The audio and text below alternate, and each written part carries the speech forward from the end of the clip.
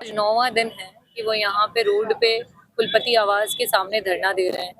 उनकी rate entrance exam में, जो कि रिसर्च एंट्रेंस टेस्ट होता है, उसमें सेकंड रैंक आई थी ओवरऑल, और उसके बावजूद भी उनको यहाँ पे एडमिशन नहीं मिला, जबकि विभाग में 7 सीटें थी और 7 सीटों में से 3 सीटें बर्बाद हो गई, रिक्त चली गई।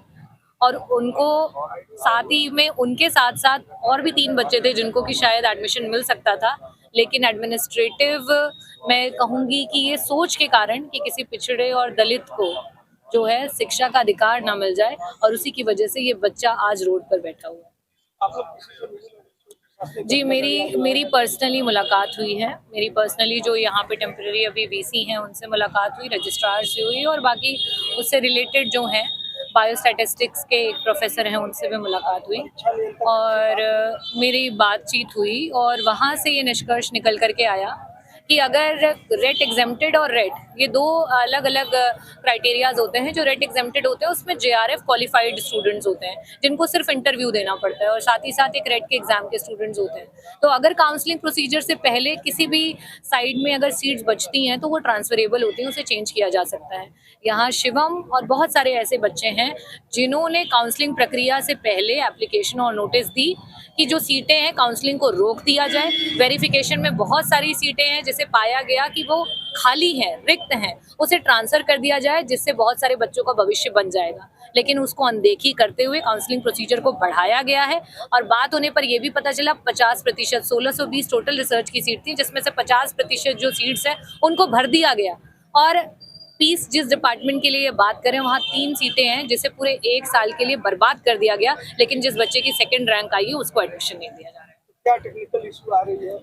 देखिए, टेक्निकल इशू नहीं है, दिमागी इशू है, सोच का इशू है। सरकार का ये इशू है कि कोई दलित का बच्चा, कोई पिछड़े का बच्चा, कोई अनुसूचित जनजाति का बच्चा जो है वो शिक्षा लेकर के आगे ना बढ़ जाए। सिर्फ यही लड़ाई है। किस तरह का एक्शन आप लोग लेंगे? देखिए, एक्शन तो क्या ले सकते हैं, आज जो सरकार है वो कहीं ना कहीं बाबा साहेब भीमराव अंबेडकर जी ने जो हमें शिक्षा का अधिकार दिया था उसको छीनने पर लगी हुई है। और मैं तो कहूंगी कि जो हौसला है शिवम के अंदर कि वो इस लड़ाई को लड़ रहा है। आज 9 दिन हो गए हैं, बीमार हो गया है, उसके मतलब बॉडी में पेन है, और साथ ही साथ डिहाइड्रेटेड है। इतनी गर्मी में यहाँ रोड पर वो बच्चा बैठ रहा है, और बहुत सारे ऐसे बच्चे हैं उनमें हिम्मत नहीं है। अगर इसे हम लोग न्याय दिलाएंगे तो मुझे लगता है बहुत सारे ऐसे बच्चे हैं जिसको न्याय मिलेगा। क्या आप कोर्ट का सवाल नहीं?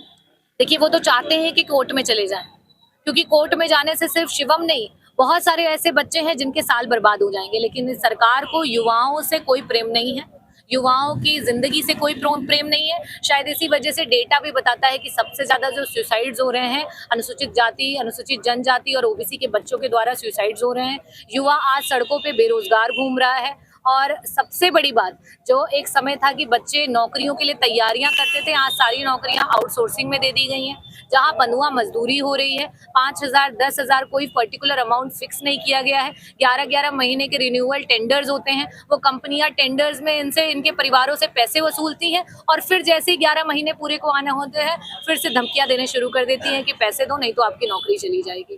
तो आज युवा त्रस्त हो चुका है, और स्पेशली सबसे बड़ी गलती अगर आज शिवम की है तो वो यही है कि वो एक दलित समाज का बच्चा है। आपकी सुनवाई नहीं हुई, क्योंकि इतनी पार्टियां आपके पास में नहीं हैं। क्या करेंगे? सबसे पहले मैं स्पष्ट कर देना चाहता हूं कि यह हमारा धरना शैक्षणिक धरना है। मैं अपनी अकादमिक मांगों को लेकर बैठा हुआ हूं। संविधान के दायरे में कानून को मानते हुए गांधीवादी तरीके से एकल धरने को मैं दे रहा हूं। विगत ये मेरे धरने का 9वां दिन है। विगत 9 दिनों से, यूं कह लीजिए 10 दिनों से, मैं काशी हिंदू विश्वविद्यालय प्रशासन से, यहाँ के उच्च अधिकारियों से, हमारे मालवीय शांति अध्ययन केंद्र के विभाग अध्यक्ष से, डीन ऑफ स्टूडेंट वेलफेयर से, मुख्य परीक्षा नियंत्रक से बात करने की कोशिश कर रहा हूँ, लेकिन उन्होंने अभी तक हमसे बात करना तक उचित न समझा है।